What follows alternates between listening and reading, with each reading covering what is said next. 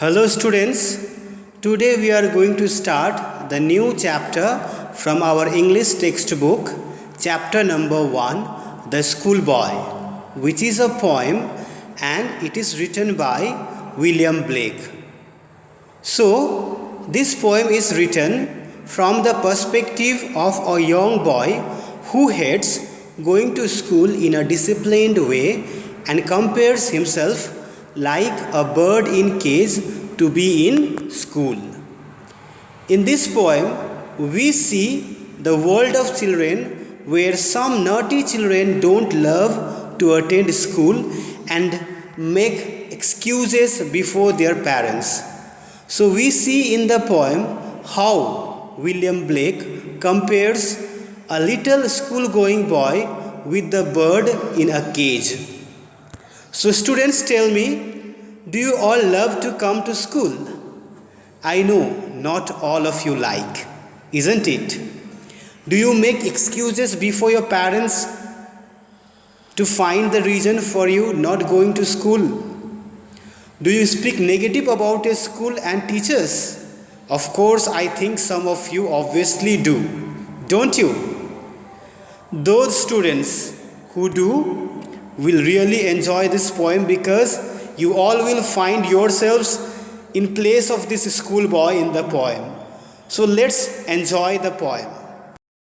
First, we will read the poem, and after complete reading the poem, I will explain you the poem stanza wise.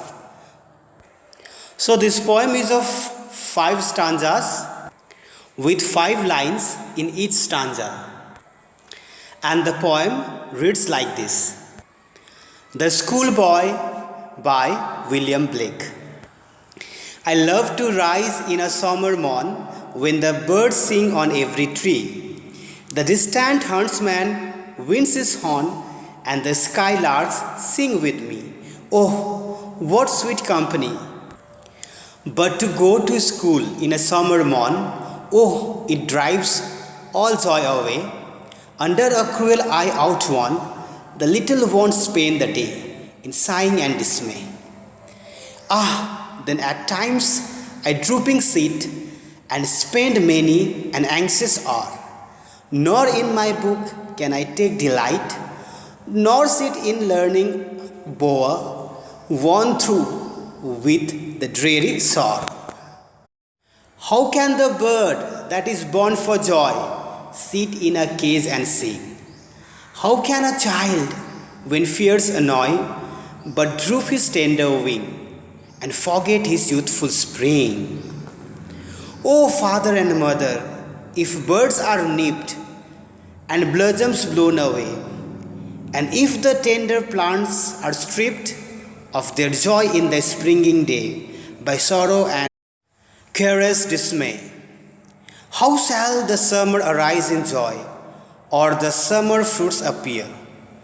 Or how shall we gather what griefs destroy, or bless the mellowing year, when the blast of winters appear? I told you that the poem, The Schoolboy, is written from the perspective of a young boy who doesn't like to go to school. We see the poem through the eyes of that little boy who doesn't want to attend his school. For him, the school is just like a prison which does not allow creativity of a person to flourish. The poem has been divided into 5 stanzas. It is included in Blake's collection of poetries, The Songs of Innocence. Thus, in this poem, the poet describes the innocent nature and desire of a young boy. Now I am summarizing the poem stanza-wise. So let's discuss about the first stanza, what this stanza tells us about. In the first stanza, the schoolboy says that he loves to rise in summer mornings. It is the time when the birds sing on every tree. The huntsman blows his horn far away when he makes way towards hunting, and the skylark sings with him. According to the schoolboy, it is his best company and he enjoys it very much. The first stanza of the poem is all about the things which make the schoolboy happy. He, like the birds, loves to rise in the morning and enjoy the activities which happen at that time. The morning time is the time of hope and aspirations. But the tone of the poem completely changes by the second stanza. So let's see, what does the second stanza tell us about? In the second stanza and onwards, the tone totally changes from delight, happiness, hope to dismay, sad and joylessness. The schoolboy says that going to school in the summer morning is something which takes away all his joy and happiness. He says that in the school, the students have to spend all their day under a teacher who keeps an eye on the schoolboys so that they may follow the rules and regulations strictly. So the young ones, according to the schoolboy in the poem, have to spend their day sad and distress. The second stanza describes the schoolboy's concern about the way school works. The children are kept under the strict observation and are forced to obey the rules and make their lives joyless. In stanza 3, the schoolboy describes how he spends his day at the school. According to him, he often sits and spends a lot of time in boring. He doesn't find any joy or happiness in books. The next line is quite confusing, which I will try to explain in an easy way. The schoolboy says that he doesn't feel any joy while sitting in learner's bower, which according to him is one through which the dreary sour. Bower means a shady place under the tree. However, the phrase learner's bower means a place where someone comes to learn.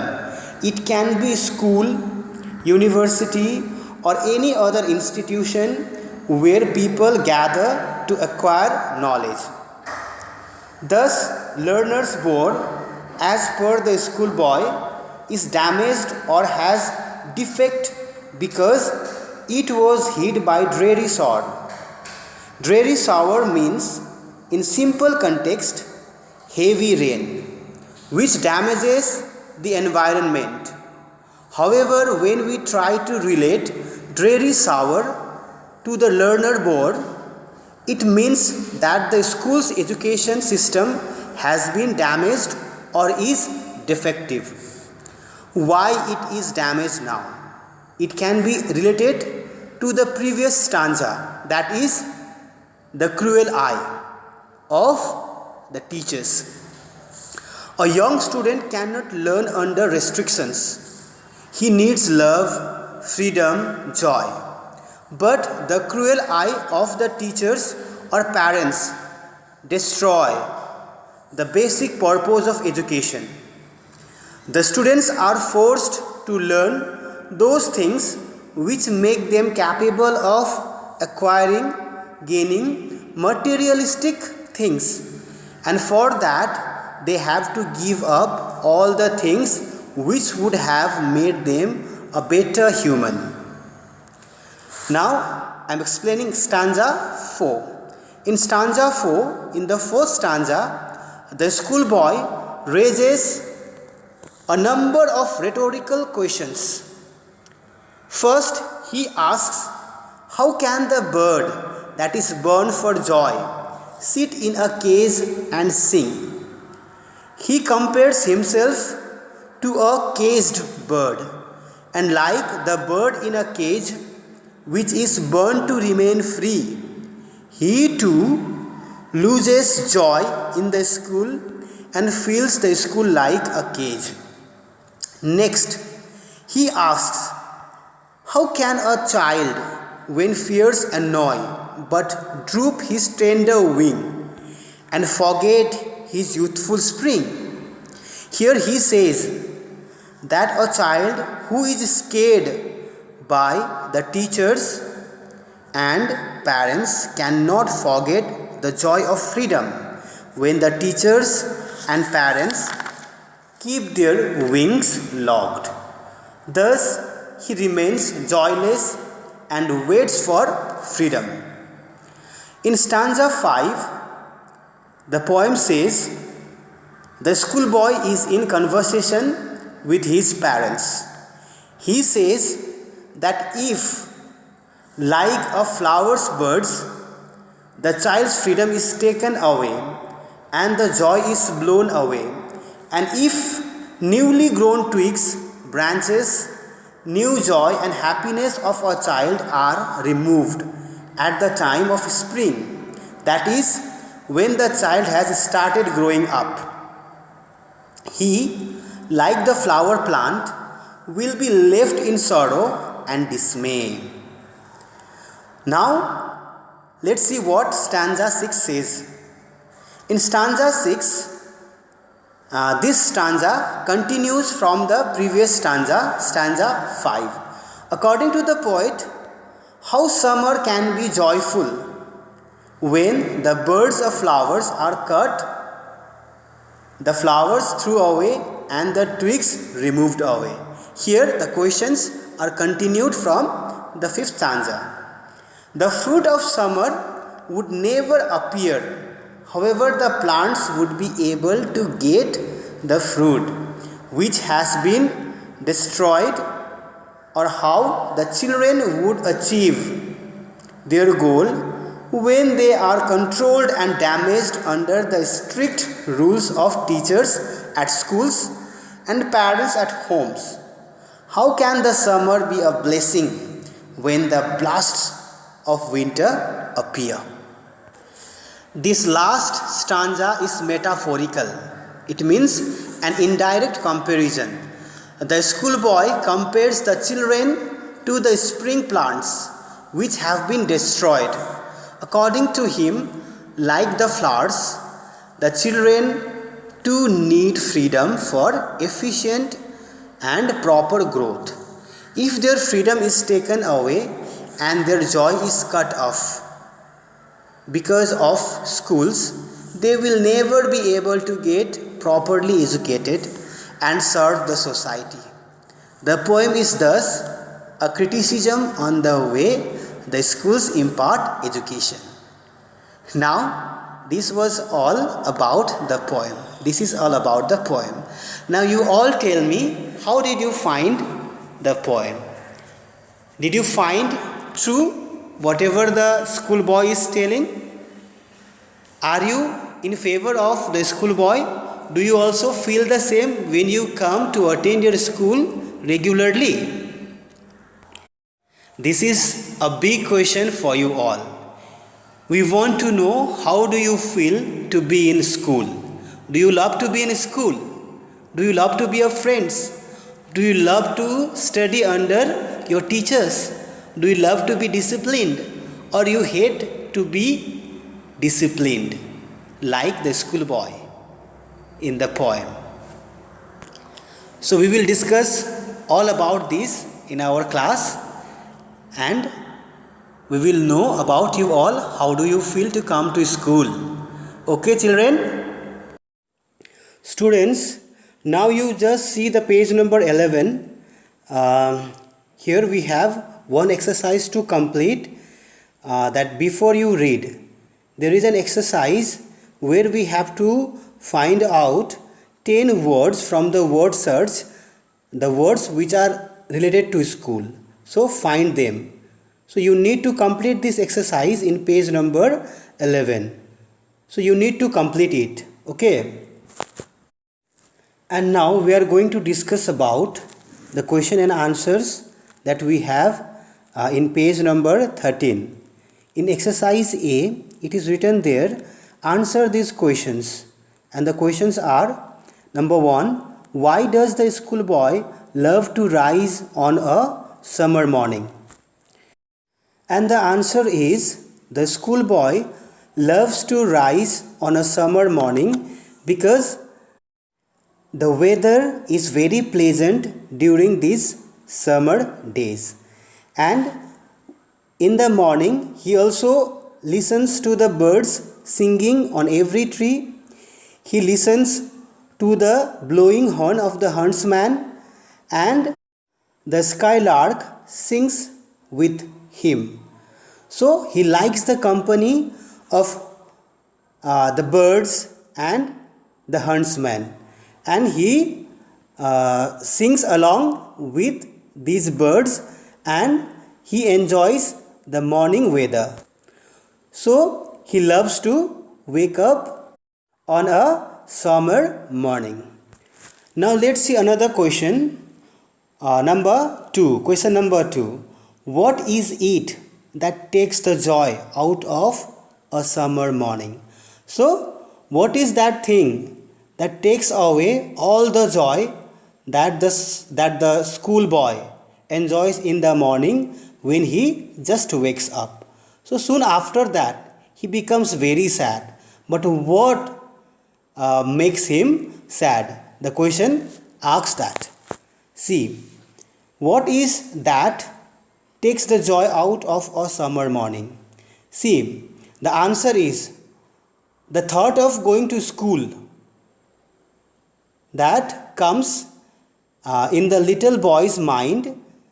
It takes away all his joys on a summer morning when he becomes joyful early in the morning, but as soon as he realizes, by the time passes, when he realizes that now it is the time for him to be ready for school, all these thoughts takes his all joy away and makes him sad. Now just see another question. Question number 3. What plea does the schoolboy make to his parents? See here, the word plea stands for excuses. So what are the excuses that the schoolboy make before his parents? That he and other school going children like him are like the birds of flower that are just growing to bloom in spring, but the flower birds have been destroyed with the blast of winter. In the same way, the schoolboy also compares himself like the growing twigs, like the growing plants, and he says that if the freedom is taken away from the children, then how can they grow in a healthy manner? So this is the excuse that the schoolboy makes before his parents. And come to another question, question number 4. The question number 4 is, which line in the poem tells us that the children do not enjoy sitting in class? So you have to find out the poem, the lines from the poem. For that you need to read the poem once again and try to find out that line which tells us that the schoolboy doesn't enjoy himself sitting in the class. I hope you will be able to find out this answer.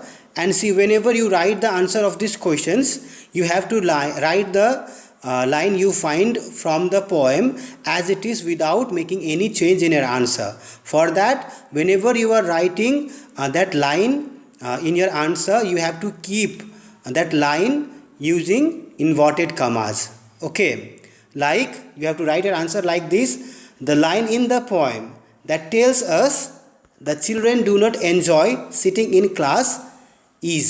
You have to give a dash, and after that you have to write the line from the poem as it is written in the poem by using inverted comma. First you have to use open inverted comma, and then after finishing writing that line, you need to close it with that close inverted comma. Okay, students. Now come to exercise B. In exercise B also we have some questions and answer, some questions that are the reference from the context, like some lines from the stanzas are given there, and we need to answer by reading those stanzas, and we need to understand what that stanza says. According to that, we have to answer the given questions. For question number 1, we have, oh, it drives all joy away, under a cruel eye outworn. The little ones spend the day in sighing and dismay. So here question number 1 is 1A is, what drives joy away? So what drives joy away? Here the cruel eyes, that the observation of the teachers, whenever the children are sitting in the class, whenever